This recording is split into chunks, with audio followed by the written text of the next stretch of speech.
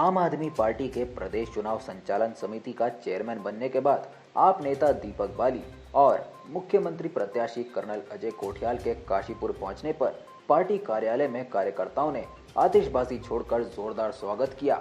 इस बीच कर्नल अजय कोठियाल ने भाजपा कांग्रेस पर निशाना साधते हुए कहा कि पिछले 21 वर्षों से उत्तराखंड की जनता को ये दोनों दल छलते आए हैं। वहीं दूसरी तरफ दीपक बाली ने कहा कि उनकी फौज में जाने की इच्छा तो पूरी नहीं हुई, लेकिन देश के एक फौजी कर्नल अजय कोठियाल की टीम का हिस्सा बनकर उन्हें महसूस हो रहा है कि वे अपनी इच्छा को उत्तराखंड की जनता के लिए पूरा कर पाएंगे। साथ ही उन्होंने कहा कि वे पार्टी द्वारा दी गई जिम्मेदारी को पूरे मनोयोग से निभाएंगे। काशीपुर से संवाददाता राजेश शर्मा की रिपोर्ट। जी आएंगे, हमेशा ऐसी घोषणा करेंगे कि जो उत्तराखंड के नवनिर्माण में एक बड़े स्टेपिंग स्टोन होंगे। तो इस बार अभी आ रहे हैं, आज हो गई 15 तारीख, 4 दिन और हैं। ये जरूर है कि जो घोषणा होगी वो सबके लिए बहुत अच्छी होगी, कुमाऊं के लिए, गढ़वाल के लिए, तराई के लिए, उत्तराखंड के लिए। और उत्तराखंड के नवनिर्माण के साथ ये मैसेज और देशों में भी जाएगा और प्रदेश के अलग अलग जगहों पे जाएगा कि अरविंद केजरीवाल जी आते हैं तो किस तरीके से तरतीबवार घोषणाएं करते हैं। लेकिन ये जरूर है वो उस तरीके की घोषणा नहीं करेंगे कि जैसे पहली बार केजरीवाल जी आए और उन्होंने बोला 300 यूनिट बिजली हम प्रोवाइड करेंगे।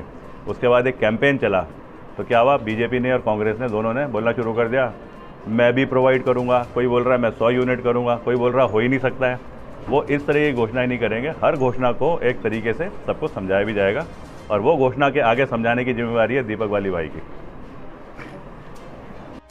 नई जिम्मेदारी से नवाजा गया है, किस तरह के चुनावी मोड में चूंकि आम आदमी पार्टी भी आ चुकी है। आम आदमी पार्टी जो है वो जनता से पूछ करके और जनता से राय लेने के बाद में जो अच्छे पॉइंट्स आते हैं उसको इम्प्लीमेंट करने की कोशिश करते हैं। अब उसी में सुझाव इस तरीके से आया कि कैसे हम अपने संगठन को मजबूत करने के लिए उत्तराखंड की ज़मीन को किस प्रकार से देखें। तो उसमें उत्तराखंड को आम आदमी पार्टी एक संगठन के 3 हिस्सों में देख रही है, गढ़वाल क्षेत्र, कुमाऊं क्षेत्र और तराई क्षेत्र। अब अगर ये तीन हिस्से जो होते हैं, क्योंकि इनमें इंडिविजुअल एक जब जिम्मेवारी मिल जाती है तो वो अपने क्षेत्र को अपने क्षेत्र के नीचे और आसपास के जो और हैं उनके बीच में कोऑर्डिनेशन बढ़िया कर सकता है। तो उसी को देखते हुए कल संगठन ने सबसे पहले तो कुमाऊं क्षेत्र से भूपेश उपाध्याय जी को उनको कुमाऊं की जिम्मेवारी दी। फिर गढ़वाल क्षेत्र से श्री अनंतराम चौहान जी हैं जो पहले आईजी होते थे आईपीएस उत्तराखंड पुलिस में, उनको जिम्मेवारी दी। और श्री प्रेम सिंह जी को जिम्मेवारी दी तराई क्षेत्र की।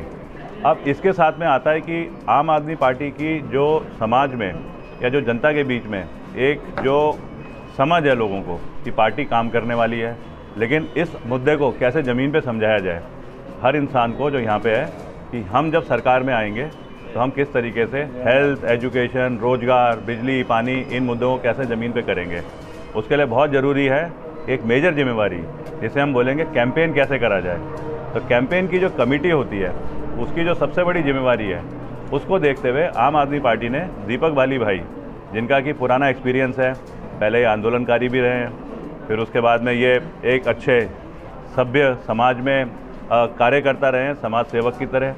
इनको वो सब चीज़ों के बारे में एक्सपीरियंस है जो कहते हैं आज टेक्निकल चीज़ें होती हैं, पुल टूट रहे हैं, यहाँ पे बिल्डिंगें टूट रही हैं, वो दीपक भाई को देख के समझ में आता है। फिर उसके बाद में एक राजनेता के तौर पे ये खाली ये नहीं कि इलेक्शन लड़ना चाहते हैं, ये चाहते हैं कि उत्तराखंड में जो आम आदमी पार्टी की सोच है वो कैसे अच्छी हो। तो वो सब चीज़ें देख करके दीपक बाली भाई को ये डिसाइड करा गया कि ये जो सबसे बड़ी जिम्मेवारी है कैंपेन कमेटी के इंचार्ज वो कल दी गई। और हमें पक्का यकीन है कि उत्तराखंड में जो आम आदमी पार्टी सोच रही है कि अब काम करेगी वो किस तरीके से अपने कैंपेन के थ्रू सब लोगों को समझाएगी, वो दीपक भाई जो है बड़े अच्छे तरीके से करेंगे। किस तरह का लाभ आम आदमी पार्टी क्या सोच के रणनीति बनाई? देखो, आम आदमी पार्टी देख रही है पूरा उत्तराखंड का नवनिर्माण।